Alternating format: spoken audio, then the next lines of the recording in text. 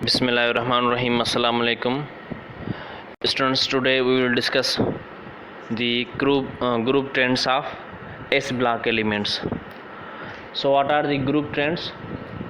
Group trends means variation in chemical and physical properties of the elements in groups and period. This is also called the periodicity of elements or periodic property of elements. What are the periodic properties? Periodic properties are electronegativity, ionization potential, electron affinity, atomic radius, ionic or cationic radius. So here first property of elements is electronegativity. What is the electronegativity? The power of atom to attract the shared pair of electron towards its nucleus, means it is the attracting power of electron towards the nucleus. Electronegativity depend upon the nuclear attraction. Electronegativity depend upon the valence electron, attraction between valence electron and nucleus of an element. Similar the size of atom, greater will be attraction and higher will be the electronegativity of elements. So what are the group trend of electronegativity? In group, electronegativity decrease from top to bottom because attraction of valence electron decreases.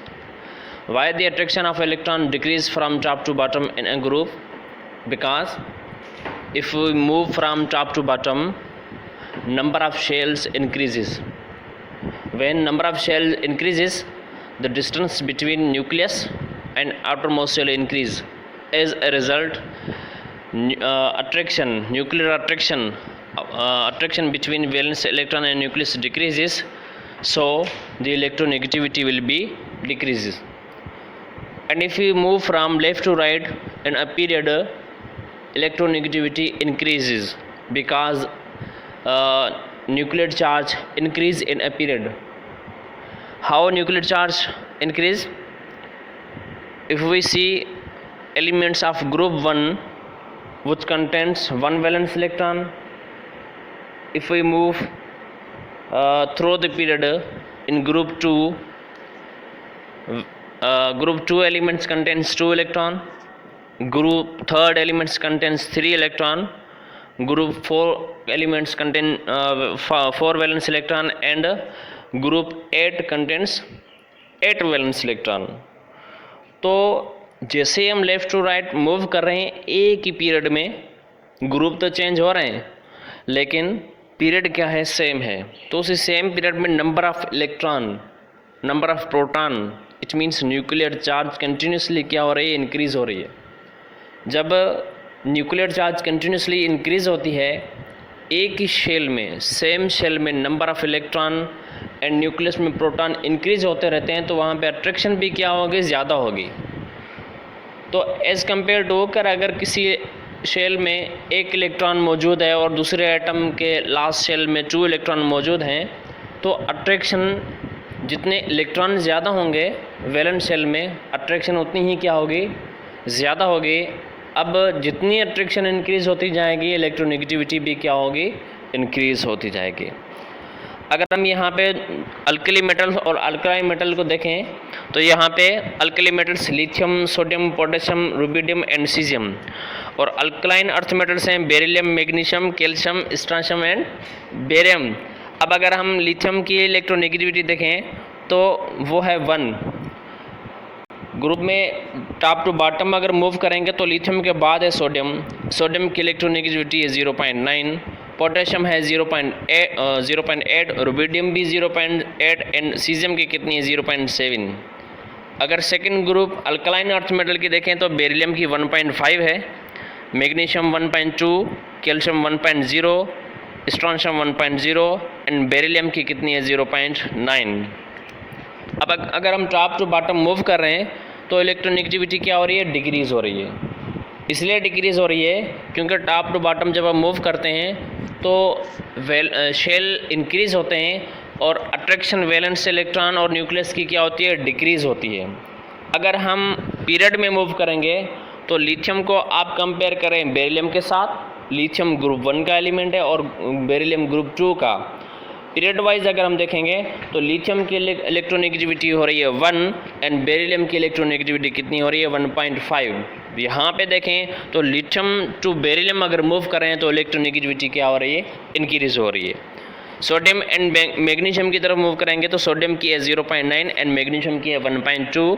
तो sodium to magnesium means group 1 to group 2 same period आ रहा है, मगर यहाँ पे electronegativity क्या हो रही है, इंक्रीज हो रही है। तो इलेक्ट्रोनेगेटिविटी क्या है, power of attraction from nucleus to valence electron.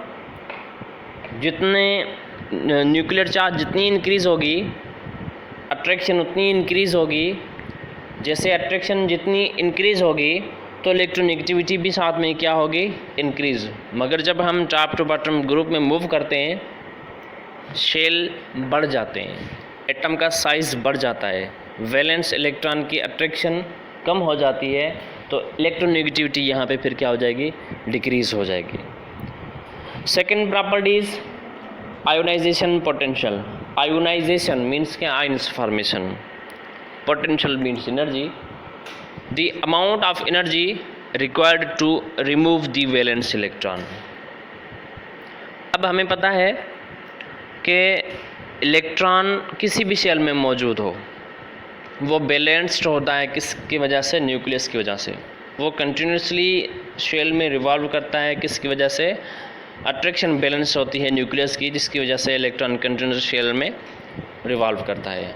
अब जो वैलेंस इलेक्ट्रॉन है उस वैलेंस इलेक्ट्रॉन की अट्रैक्शन क्या होती है, फिक्स्ड होती है।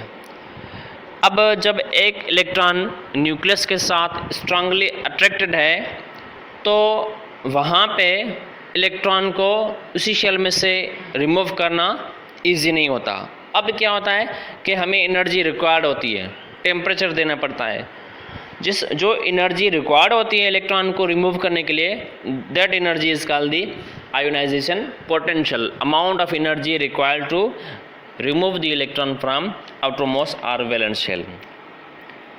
अब आयोनाइजेशन पोटेंशियल भी किस पे डिपेंड करेगी। अगर हम देखें कि भाई एनर्जी रिक्वायर्ड होती है इलेक्ट्रॉन के अट्रैक्शन ख़त्म करने के लिए, इट मीन्स के अट्रैक्शन जितनी ज़्यादा होगी इतनी एनर्जी ज़्यादा चाहिए होगी। तो आयोनाइजेशन पोटेंशियल भी डिपेंड करती है किस पे, न्यूक्लियर अट्रैक्शन पे, न्यूक्लियस और वैलेंस इलेक्ट्रॉन की अट्रैक्शन पे। अगर हम टॉप टू बॉटम मूव करते हैं तो same top to bottom attraction decrease होती है। जब अट्रैक्शन कम होगी तो एज कंपेयर टू ग्रुप 1 के फर्स्ट एलिमेंट और ग्रुप 1 के 7th एलिमेंट, अब इसमें से कौन सा इलेक्ट्रॉन इजीली रिमूव हो जाएगा, लाजमी है ग्रुप 1 का जो फर्स्ट एलिमेंट होगा उसकी अट्रैक्शन ज़्यादा होगी तो वहाँ पे आयोनाइजेशन एनर्जी ज़्यादा चाहिए, मगर जो लास्ट वाला एलिमेंट होगा उसके लिए एनर्जी कम चाहिए। अगर हम पीरियड वाइज मूव करते हैं तो पीरियड वाइज आयोनाइजेशन एनर्जी भी इंक्रीज़ होगी। क्यों? क्योंकि पीरियड वाइज मूव करने से अट्रैक्शन इंक्रीज़ होगी, जब अट्रैक्शन इंक्रीज़ होगी तो एनर्जी ज़्यादा चाहिए होगी। अगर हम एलिमेंट्स ऑफ ग्रुप 1 कौन से हैं, लिथियम, सोडियम एंड पोटाशियम, और सेकंड ग्रुप के एलिमेंट्स हैं बेरिलियम, मैग्नीशियम एंड कैल्शियम। अगर हम यहाँ पे देखें लिथियम में, लिथियम की फर्स्ट आयोनाइजेशन एनर्जी, अब फर्स्ट आयोनाइजेशन एनर्जी क्या है, जब एक इलेक्ट्रॉन रिमूव होता है तो फर्स्ट इलेक्ट्रॉन को रिमूव करने के लिए जो एनर्जी चाहिए that is called the first ionisation energy. और जब सेकंड इलेक्ट्रॉन को रिमूव करेंगे तो सेकंड इलेक्ट्रॉन के लिए भी अलग सेपरेट एनर्जी चाहिए, that energy is called the second ionisation energy. अगर for example aluminium 3 electron lose करता है तो एल्यूमिनियम का फर्स्ट इलेक्ट्रॉन रिमूव करने के लिए first ionisation energy is required, second electron remove करने के लिए सेकंड आयोनाइजेशन, और थर्ड इलेक्ट्रॉन को रिमूव करने के लिए थर्ड आयोनाइजेशन एनर्जी रिक्वायर्ड होगी। अब अगर लिथियम की हम फर्स्ट आयोनाइजेशन एनर्जी देखें, मोस्टली लिथियम तो फर्स्ट इलेक्ट्रॉन ही लूज़ करेगा, एक इलेक्ट्रॉन लूज़ करेगा, तो लिथियम की फर्स्ट आयोनाइजेशन एनर्जी क्या है 525 किलो जूल पर मोल। अगर लिथियम सेकंड इलेक्ट्रॉन अपने सेकंड शेल इनर शेल में से इलेक्ट्रॉन लूज़ करेगा तो उसकी अट्रैक्शन स्ट्रांग होगी, ज़्यादा होगी तो वहाँ पे एनर्जी क्या चाहिए, ज़्यादा चाहिए। तो लिथियम की फर्स्ट आयोनाइजेशन एनर्जी है 525।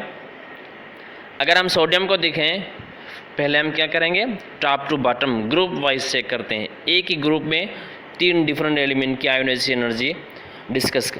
लिथियम की फर्स्ट आयोनाइजेशन है 525 किलो जूल पर मोल और सोडियम की है 500 किलो जूल पर मोल।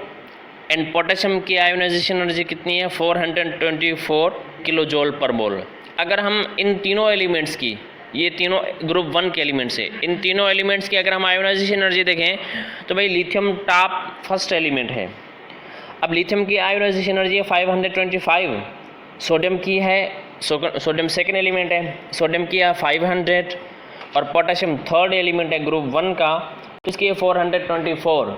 अब अगर हम टॉप टू बॉटम देखें तो फर्स्ट एलिमेंट की है 525 और थर्ड एलिमेंट की है 424 kilo joule per mole energy. अब फर्स्ट एलिमेंट की एनर्जी ज़्यादा है और थर्ड एलिमेंट की एनर्जी क्या है, लो। मीन्स के top to bottom ionization energy क्या हो रही है, डिक्रीज हो रही है, क्योंकि न्यूक्लियर अट्रैक्शन क्या होती है, डिक्रीज होती है। अगर सेकंड ग्रुप के 3 एलिमेंट बेरिलियम, मैग्नीशियम और कैल्शियम की यहाँ पे अगर देखें तो beryllium is first element of group number 2A। तो बेरिलियम की एनर्जी है 906 किलो जूल पर मोल, मैग्नीशियम है 742 kilo joule per mole and calcium की कितनी है 596। Beryllium first element and calcium third element. Beryllium की एनर्जी है 906 एंड कैल्शियम की है 596। यहाँ पे भी अगर हम देखें तो top to bottom ionization energy क्या हो रही है, इंक्रीज हो रही है। लेकिन अब अगर हम पीरियड में देखें, भाई लिथियम को कंपेयर करें बेरिलियम के साथ, दोनों का ग्रुप क्या है, पीरियड सेम है मगर ग्रुप डिफरेंट है। यहाँ पे पीरियड वाइज अगर देखें तो लिथियम की है जस्ट 525 किलो जूल, मगर हम अगर सेकंड ग्रुप में मूव करें, पीरियड वाइज मूव करेंगे, लेफ़्ट टू राइट मूव करेंगे, तो लिथियम के बाद एलिमेंट आता है बेरिलियम, जिसकी एनर्जी है 906 kilo joule per mole. It means के लिथियम की एनर्जी लो है यहाँ पे और बेरिलियम की एनर्जी क्या है, ज़्यादा है।